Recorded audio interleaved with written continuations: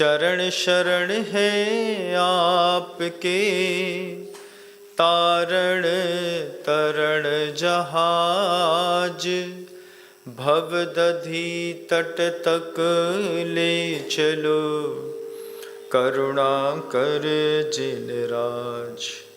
बोलिए आदि ब्रह्मा श्री आदिनाथ जी भगवान की, परम पूज्य आचार्य भगवंत गुरुदेव श्री विद्यासागर जी महाराज की, समस्त मुनि संघ की, वर्तमान आचार्य परमेष्ठी गुरुदेव श्री समय सागर जी महाराज की।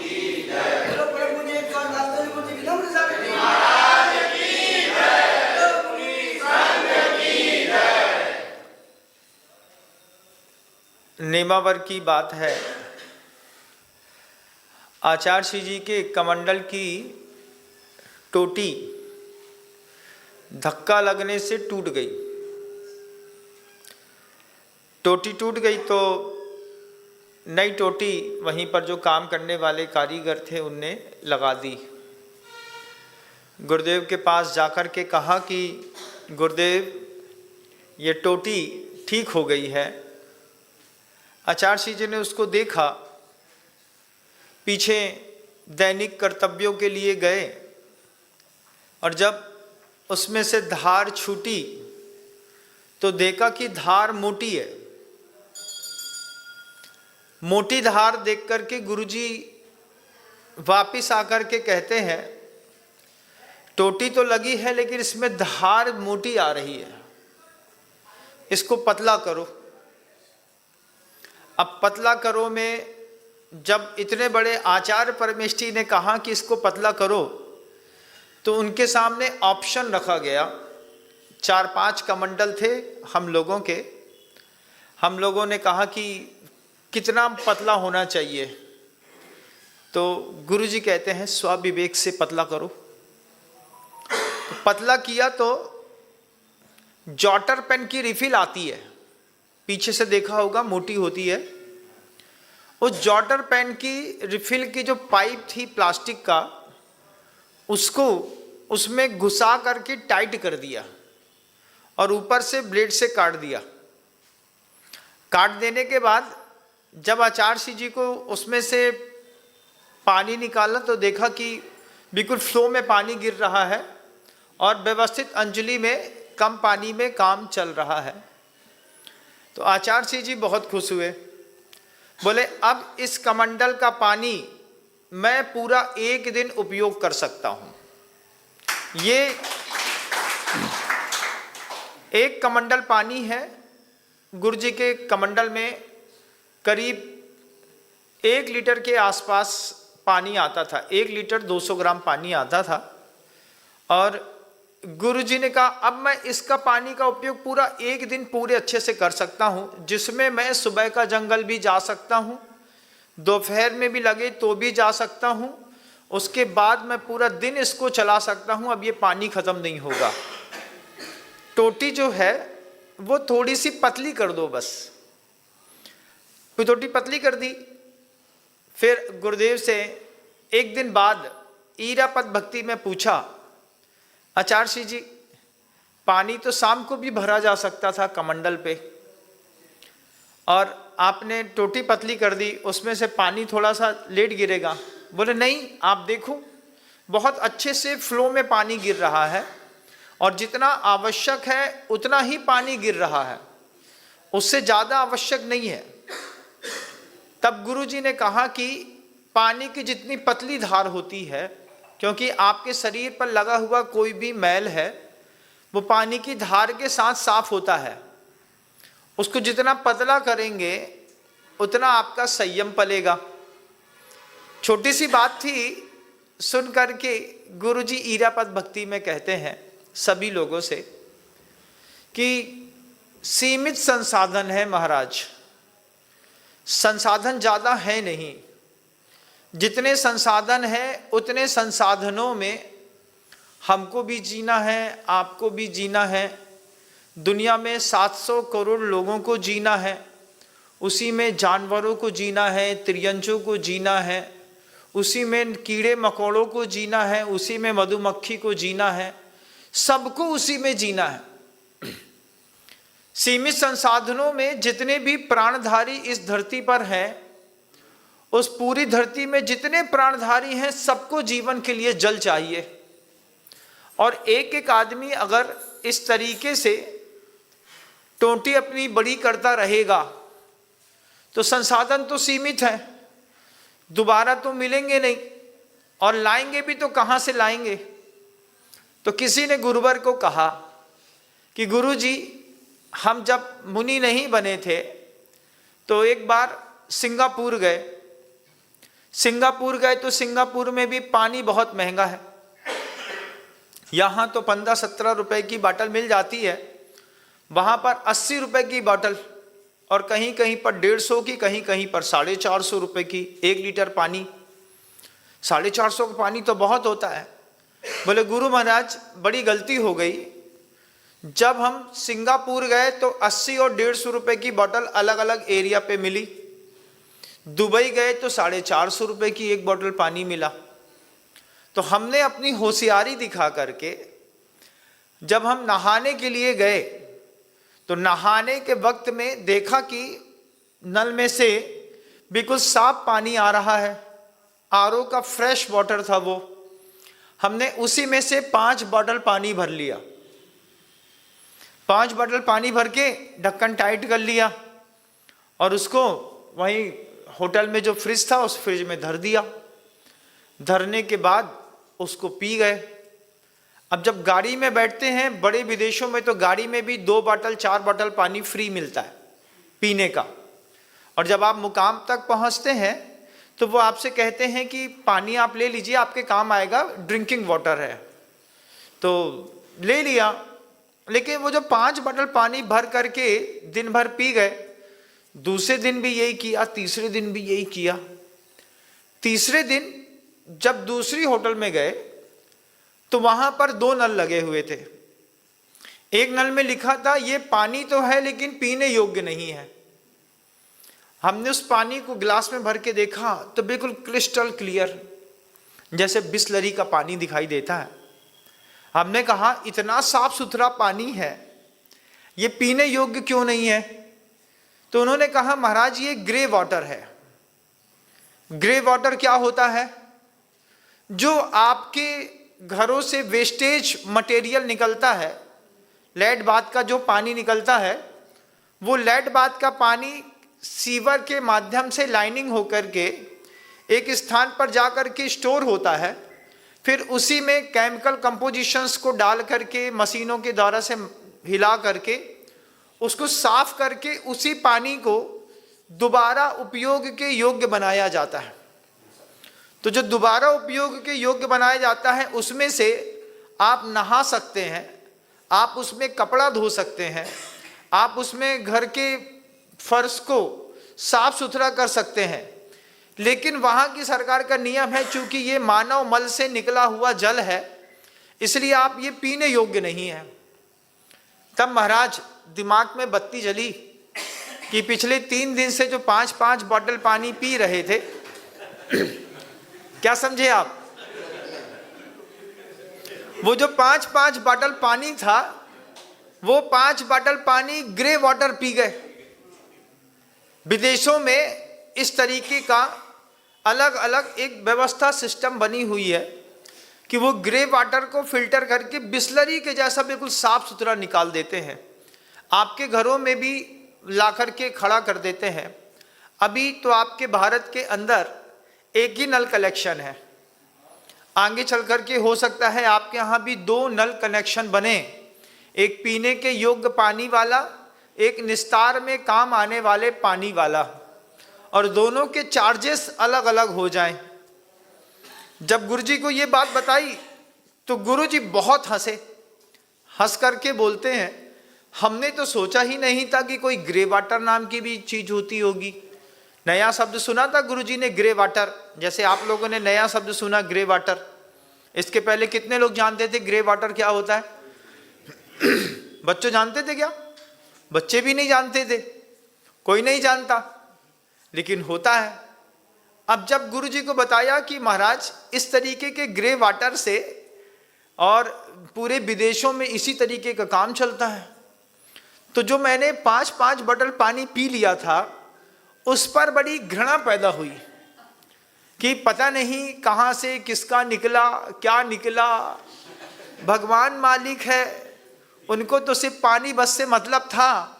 अब नाली में जो पानी बहता है, इस बहते पानी को कहीं इकट्ठा कर लो, उसमें कुछ डाल दो, डाल करके मशीनों में घुमा दो, बहता पानी निर्मला तो ठीक है, लेकिन इतना निर्मल भी नहीं भैया। अभी हम इतने भी निर्विचिकित्सा अंग के धारी नहीं हुए हैं कि तुम नाली का पानी दो और हम कहें। तो फिर उनसे पूछा गुरुजी ने, तो महाराज फिर कैसा लगा? वो कहते हैं महाराज, जब लौटने का टाइम था तब पता चला कि वो ग्रे वाटर होता है। इतनी आत्मग्लानि हुई कि हमने 5 दिन तक पैसा बचाने के चक्कर में और अब आप बताइए। फिर गुरुजी बोलते हैं, गुरुवर कहते हैं, इसलिए मैं कहता हूं संसाधन सीमित है, सीमित संसाधनों का कहीं पर भी दुरुपयोग ना हो, ये भी धर्म है। मंदिर जाना, पूजा करना मात्र यही धर्म है, ऐसा नहीं। गुरुवर जी कहते थे कि पंच परमेष्ठियों की इस संसार पर जितनी कृपा है, उससे ज्यादा कृपा पंच स्थावरों की है। पृथ्वी, जल, अग्नि, वायु और वनस्पति, ये 5 स्थावर कहलाते हैं। स्था एक धातु होती है, रुकने के अर्थ में होती है। जो एक ही जगह पर खड़े रहते हैं उसको स्थावर कहते हैं। आप कहते हैं स्थित हो जाइए, वहां पर भी स्था धातु लगती है रुकने के अर्थ पे। तो जब गुरुवर को कहा तो गुरुवर कहते हैं इन पंच स्थावरों की पंच परमेष्ठी के जैसे रक्षा करनी चाहिए, नहीं तो आने वाली संस्कृति में जीवन दुर्लभ हो जाएगा। आचार्य जी का जब कमंडल का टोटी का वह छेद थोड़ा सा और छोटा कर दिया, आप देखिएगा कभी किसी भी साधु का, कभी भी किसी साधु का नगर में आगमन हो, उनकी कमंडल की टोटी का पाइप देख करके आप अंदाजा लगा लेंगे साधु कितना खर्चीला है। ट्रिक होती है पकड़ने की, पकड़ में आ जाए तो बात समझ में आती है कितने खर्चीले हैं। उसकी टोटी बड़ी भी हो सकती है, धार मोटी भी हो सकती है, दिन में 4 बार भी कमंडल भरा जा सकता है, और एक बार भी व्यवस्थित भर करके पूरा दिन भर काम चलाया जा सकता है। आचार्य जी कहते हैं अपन साधु हैं, साधु नहीं सोचेगा तो कौन सोचेगा। फिर गुरुवर कहते हैं आप लोगों को भी जब उपदेश देने का मौका मिले तो आप लोगों भी इस बात का उपदेश दूर तक फैलाइए कि पंच स्थावर की रक्षा पंच परमेष्ठी के जैसे करनी पड़ती है। आज आपको यहाँ पर जल मिल जाता है क्योंकि आप एक गांव में रहते हैं। आप शहरों में जाकर के देखिए, ऐसी स्थिति है, मीटर लग गए हैं नल के, अभी तो उसमें इतना है कि साफ सुथरा पानी ही आता है, लेकिन वो साफ सुथरा पानी भी साफ सुथरा नहीं रहता। ग्रे वाटर का यूज अभी मल्टीनेशनल कंपनियों के माध्यम से शहरों में नहीं किया जा रहा भारत के अंदर, लेकिन वो दिन भी आएगा जब ग्रे वाटर का उपयोग आप अदर एक्सपेंसेस में खर्च करने लगेंगे।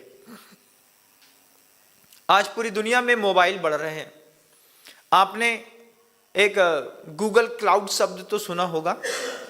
गूगल क्लाउड का स्टोरेज है, आपने कोई भी चीज़ खींची, आपकी कोई पिक्चर है, आपका कोई वीडियो है, आपका कोई डॉक्यूमेंट्स है, आप किसी भी चीज़ को स्टोर करना चाहते हैं। स्टोर करने के लिए आपने गूगल क्लाउड पे गए, गूगल क्लाउड पर जाकर के आपने 200 GB, 500 GB, 1000 TB, 2 TB, 5 TB का एक स्टोरेज ले लिया। मोबाइल से फ़ोटो खींचते रहे, गूगल क्लाउड में डालते रहे, गूगल क्लाउड स्टोरेज करता रहा। कभी आपने सोचा गूगल क्लाउड कहाँ पर स्टोरेज करता है? आसमान में, वाइब्स पे नहीं, धरती पर। इसी धरती पर बहुत सारे डेटा सेविंग सेंटर्स होते हैं। कितने बड़े होते हैं? जितना बड़ा कैलिफोर्निया है इतना बड़ा भी डेटा सेविंग सेंटर्स हो सकते हैं। एक एक शहर के बराबर डेटा सेविंग सेंटर्स बन रहे हैं। भारत में भी बनने शुरू हो गए हैं, विदेशों में भी बन रहे हैं। अभी बेंगलोर में डेटा सेविंग सेंटर बना तो 400 फीट का वाटर लेवल 1000 फीट पर चला गया। 1000 फीट तक मद्रास की धरती पर नीचे पानी नहीं है, समुद्र बगल में पानी नहीं है। आप रेलवे स्टेशन पर जाकर के चेन्नई के हैंडपंप से पानी निकालिए, पानी आपको पीला पीला निकलेगा। साफ फ्रेश वाटर नहीं मिलता पीने के लिए। गुरु जी को जब जानकारी दी जाती थी तो गुरु जी को पता चलता था, हम लोगों को भी जानकारी दी जाती है तो पता चलता है। अब आपने गूगल क्लाउड लिया, गूगल क्लाउड ने से आपने कहीं पर अपना कोई डाटा स्टोर किया हुआ है। ऐसे पूरे विश्व के 700 करोड़ लोगों में से 400 करोड़ से ज़्यादा लोगों के पास मोबाइल है, वे लोग गूगल क्लाउड यूज़ करते हैं। तो बड़े बड़े डेटा सेविंग सेंटर्स होते हैं। उन सेविंग सेंटर्स में बनने वाली जो बनी मशीनें होती हैं, जब कभी आपने मान लीजिए बर्फ़ फैक्ट्री देखी हो, बर्फ़ फैक्ट्री में पूरा पाइपिंग रहती है और उस पाइपिंग में चारों तरफ से पाइपिंग से पानी ऊपर नीचे होता रहता है। अंदर जाकर के देखा कितना चिल रहता है। जितना चिल बल्ब फैक्ट्री रहती है, इतना ही चिल गूगल का क्लाउड का डेटा सेविंग सेंटर्स रहते हैं, जो एक्सेस पानी को यूज करते हैं। आपके पीने का पानी किसी मशीन को ठंडा करने में चला जाए और आपसे कहा जाए कि ग्रे वाटर के माध्यम से अपने घर का कपड़ा धो लो, आपको कैसी अनुभूति होगी? एक बार विचार करिए, कैसी अनुभूति होगी जब आपको पता चले कि बाल्टी में भरा हुआ पानी लेड बाथ का पानी है, सीवर का पानी है, इसी पानी को साफ करके सरकार ने हमको फिर दे दिया है। वो देगी, आप मना नहीं कर पाएंगे। सरकारों ने बड़े बड़े शहरों पर बोरिंग पर वैन लगा दिया है। पुराने कुएं जो हैं बस वही हैं, नए कुएं आप खोद नहीं सकते। आपको मजबूरन पानी उसी नल का लेना पड़ेगा। और पूरे के पूरे देश को लगातार सरकारें सीवर कनेक्शन से जोड़ रही हैं। पहले आपके घर के अंदर खुद का सेप्टिक टैंक होता था, आज भी आपके यहाँ सेप्टिक टैंक होगा, लेकिन आगे चल कर के पता चले कि सेप्टिक टैंक बनाने पर टैक्स लगता है। आपको सेप्टिक टैंक्स नहीं बना सकते। आप क्या करेंगे? आप अपने घर के वेस्टेज मटेरियल के लिए सीवर की लाइन से आपको एक कनेक्शन देना पड़ेगा, जिसमें आपके घर का पानी और आपके घर का वेस्टेज मटेरियल उस सीवर के पाइपलाइन से होकर के फ्लो में बह करके और किसी जगह पर जाकर के कलेक्ट होगा। बायोलॉजिकल स्टूडेंट जो आपके यहाँ पैदा होते हैं, जो बायोलॉजी करते हैं, उन बायोलॉजिकल स्टूडेंट्स ने अभी कमाल किया। मैं जहाँ पर रहता था वहाँ पर Hukumchand jute mill and industries सही,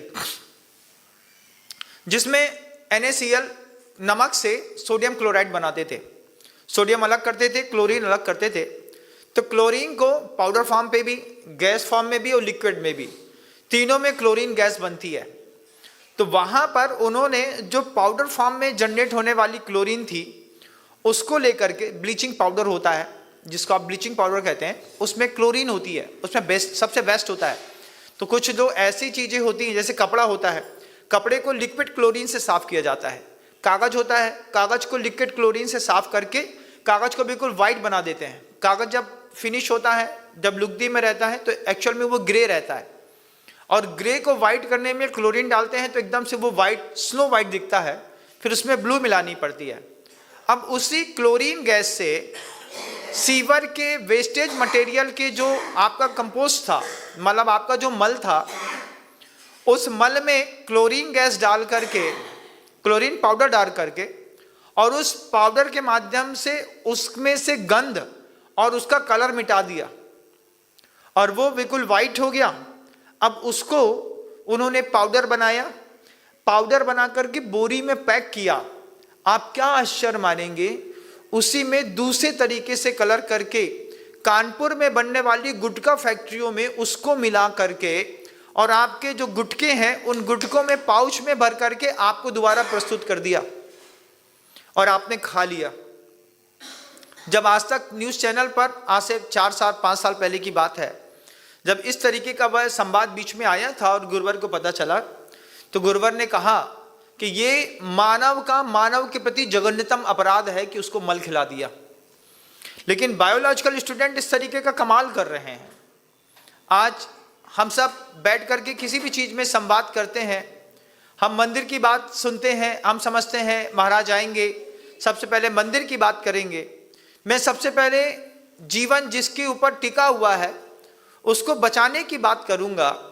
गुरुदेव कहते हैं जब पहली बार टोटी में अपना पतला पाइपिंग करी, पाइपिंग करने पर ही गुरुवन ने कह दिया कि ऐसा ही सारे साधु संघ को अपने अपने टोटियों को छोटा कर लेना है जिसमें कम से कम पानी में आपका ज़्यादा से ज़्यादा काम कर सके।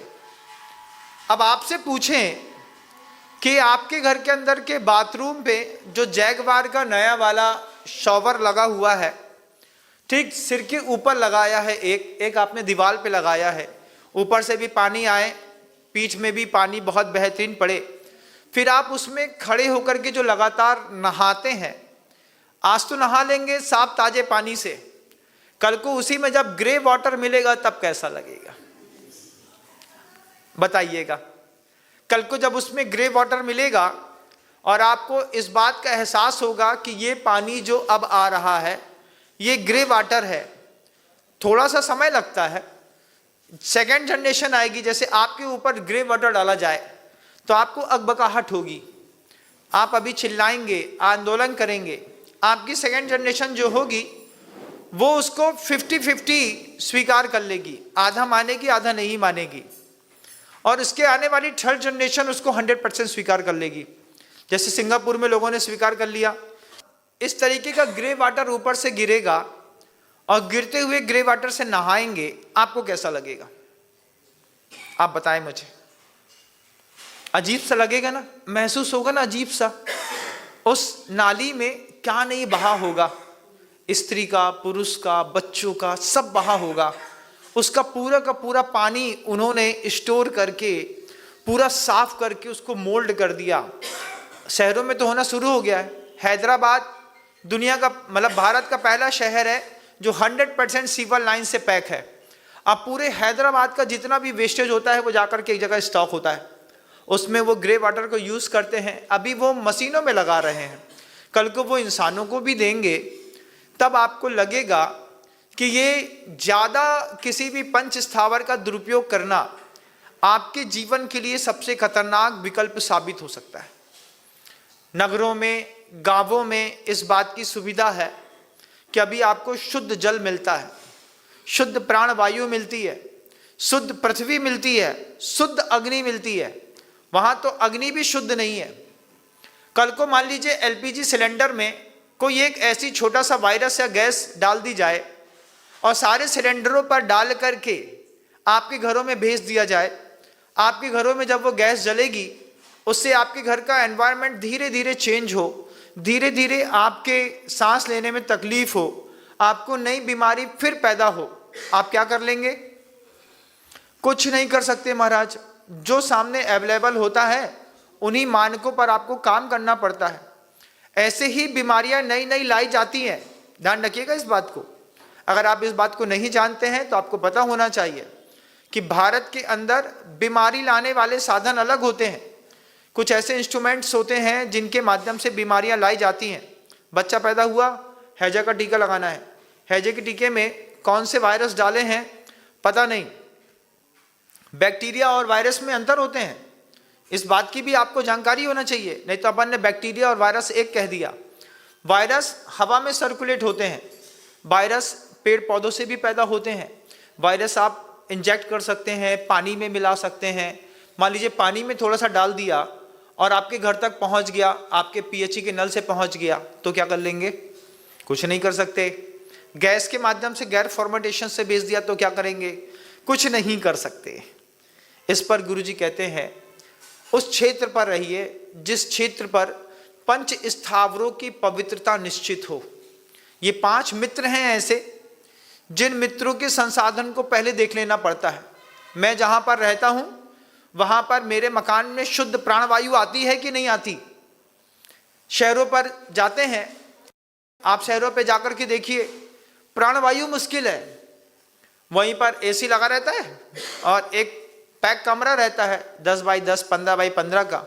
अब उसमें मान लो किसी ने ढुम ढुस कर दिया हो, अब वही ढुम ढुस क्या करेगा, वही जो मशीन है उसी को प्यूरिफाई करके और फिर कह देगी लो दोबारा ढुम ढुस को सूंघ लो। अब क्या होता है, बड़ी विचित्र स्थिति, हवा शुद्ध मिलती नहीं, पानी शुद्ध मिलता नहीं, वहां पर अग्नि शुद्ध मिलती नहीं, पृथ्वी शुद्ध मिलती नहीं। मिट्टी भी, शहरों पे मिट्टियों के आप जाके देखिएगा छोटे छोटे गोले बना करके बेचे जाते हैं, 10 रुपए के 5 गोले। इसी से महिलाएं मुंह धो लेती हैं, बाल धो लेती हैं, कुछ और काम होता है तो कर लेती हैं। वहां पर शुद्ध मिट्टी भी उपलब्ध नहीं है। आचार्य जी इन्हीं सारे प्रकल्पों को, विकल्पों को दिमाग में रख करके प्राय करके पूरा जीवन काल उन्होंने तीर्थ क्षेत्र विहारी के रूप में निकाला। चतुर्मास आचार्य जी का कभी किसी शहर पे नहीं हुआ। उन्होंने तीर्थ क्षेत्रों पर चातुर्मास किया, बगल में कहीं नदी बह रही हो, खुला वातावरण हो, शुद्ध प्राणवायु मिलती हो, वहीं पर गुरुवर रुके और वहीं पर रुक करके दुनिया को धर्म लाभ दिया।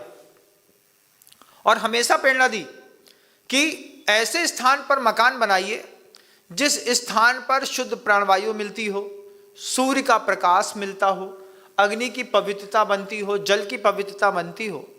गांवों में तो मिल जाता है, लेकिन आपको पता चले कि आपकी गांव का पानी उठा करके शहर ले जाया जा रहा है, आपको पानी उपलब्ध नहीं है, शहर में उसी डेटा सेंटर के लिए ठंडा करने के लिए पानी लग रहा है, तब आपको पानी की कीमत पता चलेगी।